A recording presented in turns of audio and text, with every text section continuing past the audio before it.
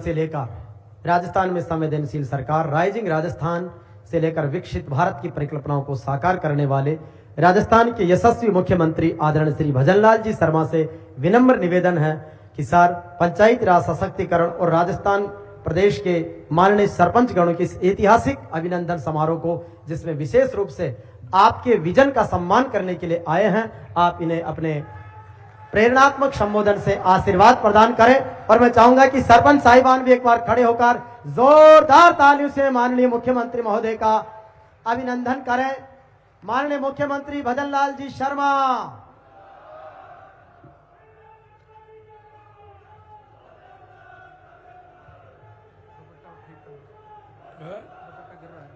कौन सा गिर रहा है? हटा ले इसको, हटा ले। ये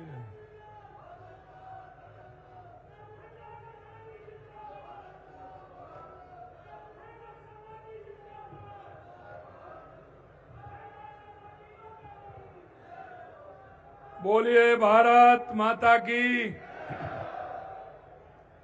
ये भाई सरपंचों की आवाज है। ये पूरे राजस्थान की आवाज है, इसलिए इसको, क्योंकि आपकी ग्राम पंचायत तक भी आवाज पहुंचनी चाहिए।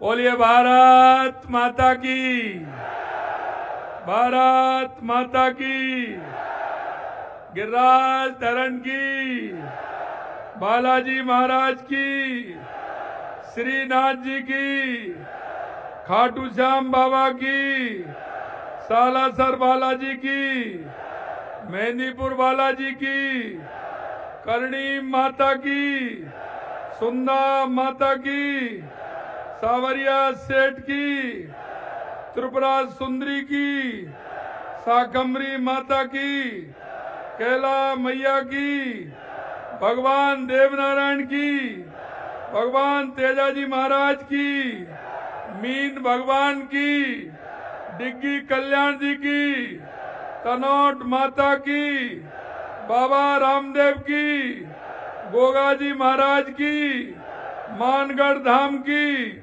भर्तरी बाबा की और पूछरी के लौठा की।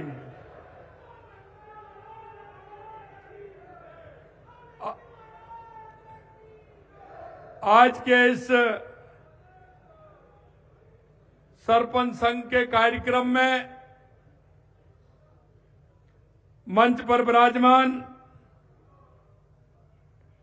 मेरी कैबिनेट में मेरे साथी पंचायत राज एवं शिक्षा मंत्री सम्मानीय मदन दिलावर जी, केकड़ी के हमारे विधायक भाई शत्रुघ्न गौतम जी, बगरू के विधायक भाई कैलाश वर्मा जी, शासन सचिव पंचायती राज जोगाराम जी, माननीय अध्यक्ष सरपंच संघ बंशीधर जी गढ़वाल जी, माननीय सरपंच संघ के राजस्थान के संरक्षक कृष्ण मुरारी जी, महामंत्री सरपंच संघ शक्ति सिंह जी रावत साहब, माननीय कार्यकारी अध्यक्ष सरपंच संघ राजस्थान नेमीचंद जी मीणा साहब और माननीय प्रदेश अध्यक्ष अखिल राजस्थान राज्य कर्मचारी संयुक्त महासंघ महावीर प्रसाद जी, मेरे सभी जो मेरे श्रेष्ठ हैं, ऐसे मेरे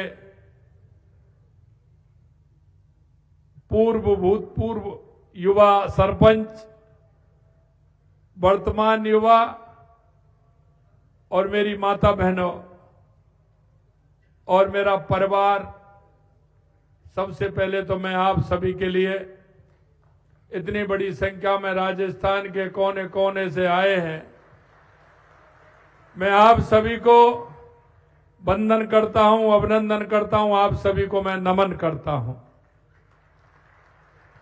मित्रों, मुझे आज बड़ी खुशी हो रही है कि मैं आप सबसे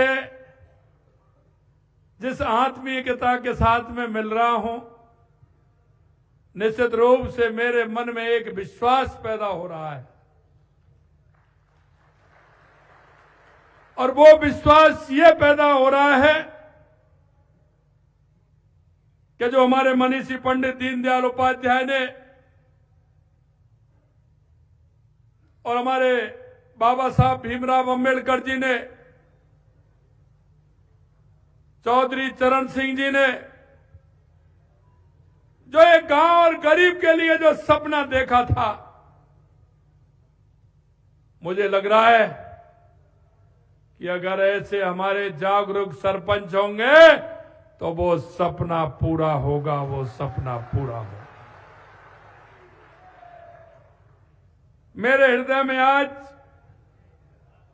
बड़ा भाव उठ रहा है, क्योंकि मुझे पता है पहले जब मैं सरपंच था तो मैं देखता था कि विकास की डोर क्या है, लेकिन मेरे भाई और बहनों, मैं कह सकता हूं, चाहे वो दिल्ली से आए, चाहे वो जयपुर से आए, विकास की डोर तो आप ही हो, आप ही हो, आप ही हो। क्योंकि हमारे उस किसान का, मजदूर का, गरीब का, जो अंतिम पंक्ति में खड़ा हुआ, जो व्यक्ति है जिसको आवश्यकता है, उसके उद्धार की अगर कोई कड़ी है तो वो मेरी सरपंच की कड़ी है, सरपंच की कड़ी है। निश्चित रूप से आप लोगों से मन मिलकर के मेरे को मेरी पुरानी बातें, यादें आ रही हैं।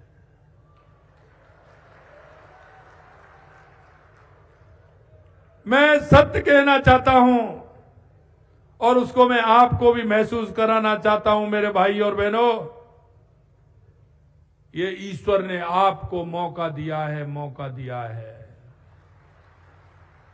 मेरे मन में बात आती है, मैं उस समय कर सकता था, उस समय का जैसा वातावरण था, जैसा मन था, मैंने किया, लेकिन उसके बाद में मेरे अंदर हिलोरे आते थे, हिलोरे।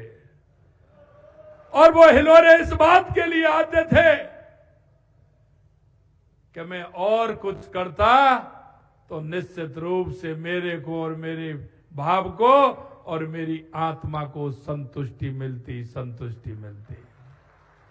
क्योंकि आप काम खूब कर रहे हैं, अच्छा काम कर रहे हैं, लेकिन मेरे भाइयों बहनों, आपको काम की भूख बढ़ानी होगी, क्योंकि यह एक ऐसी सीढ़ी है जो गांव, गरीब, मजदूर उस बूढ़ी मां की सेवा कर सकते हैं, उस अपंग भाई की सेवा कर सकते हैं।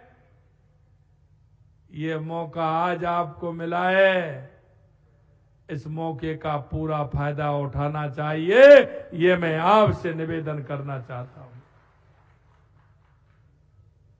कभी कभी मेरे मन में एक बात और आती है कि आप कुछ भी बन जाओ, लेकिन सरपंच से बड़ा कोई नहीं है।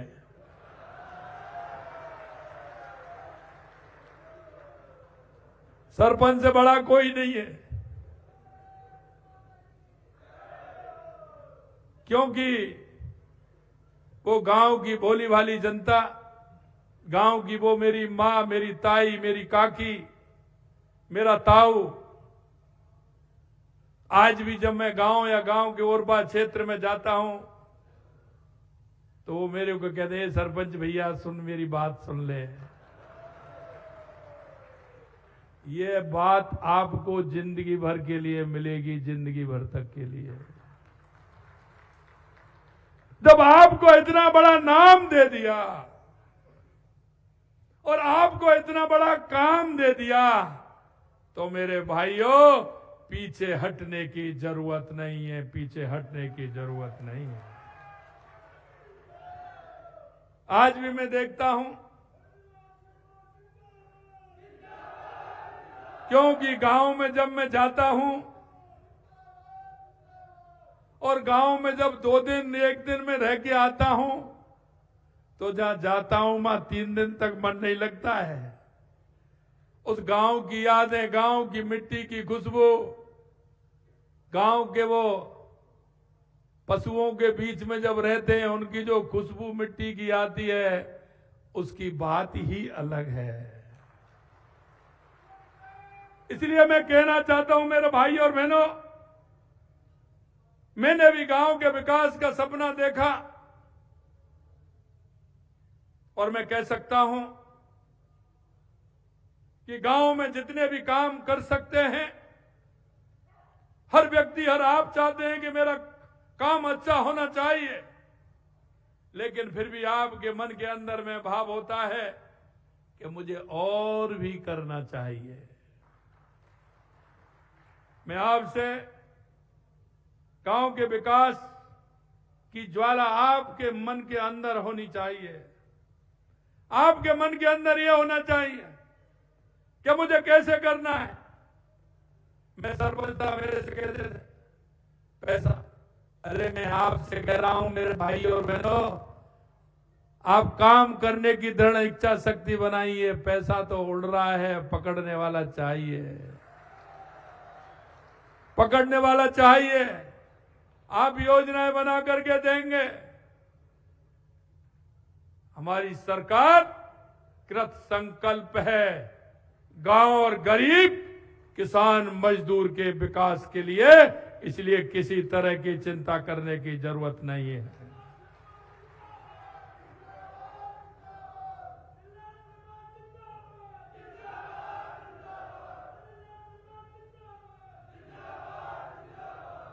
गांव में बहुत आवश्यकताएं होती हैं। मैं देखता हूं कि सरपंच एक सेवक के रूप में अगर हम काम करेंगे, मैं चाहता हूं गांव में विकास भी होना चाहिए, लेकिन सेवा के काम में भी कोई कमी नहीं रहनी चाहिए। यह भी हमें तय करना होगा।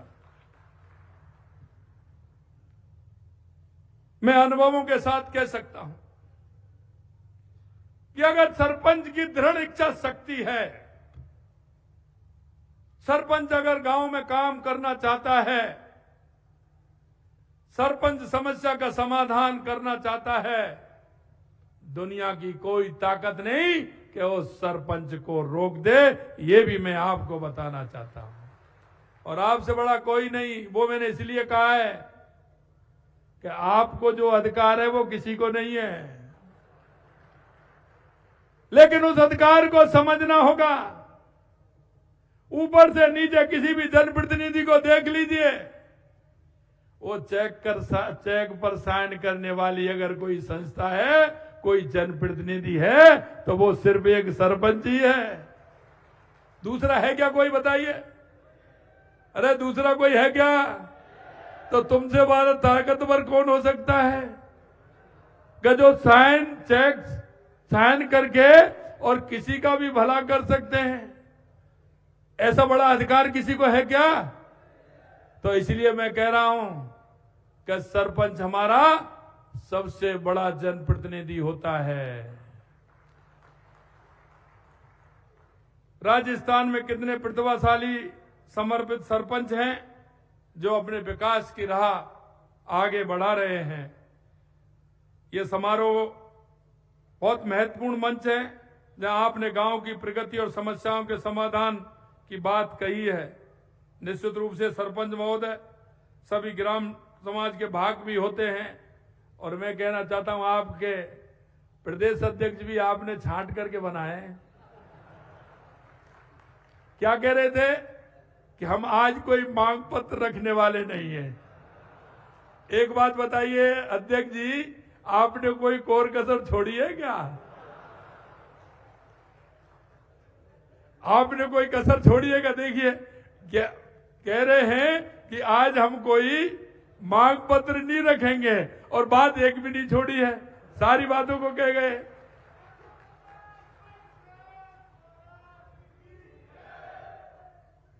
देखो मेरे भाई और बहनों,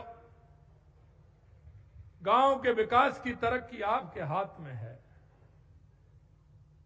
मैं आपसे इतना निवेदन करना चाहता हूं कि ईश्वर ने आपको मौका दिया है, और मौका वो दिया है कि एक तरफ तो कि सिर्फ सरपंच है, और एक यह है कि हमने हमारी याददाश्त बनानी है। हमें सदैव के लिए हमारा नाम हमें करना है, सदैव के लिए हमारी बात याद रहे, ये हमें करना है।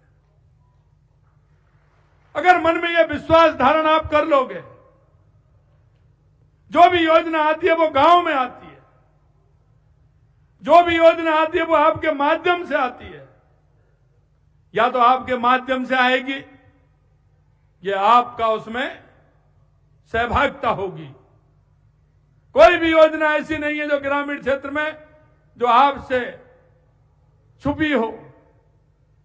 कोई भी डिपार्टमेंट होगा, लेकिन आपकी बात पहले सुनी जाती है। मैं आपसे इतना ही कहना चाहता हूं, तरक्की और विकास की बागडोर आपके हाथ में है, और आपका दायित्व है कि गांव में बुनियादी सुविधाओं को मजबूत करें, बल्कि ग्रामीण के जीवन को, स्तर को हम ऊंचा उठाने का काम करें। जब हम ग्रामीण व्यक्ति के जीवन को ऊंचा उठाएंगे तो उसकी दुआएं जो निकलने वाली हैं उनका आप अंदाज नहीं लगा सकते।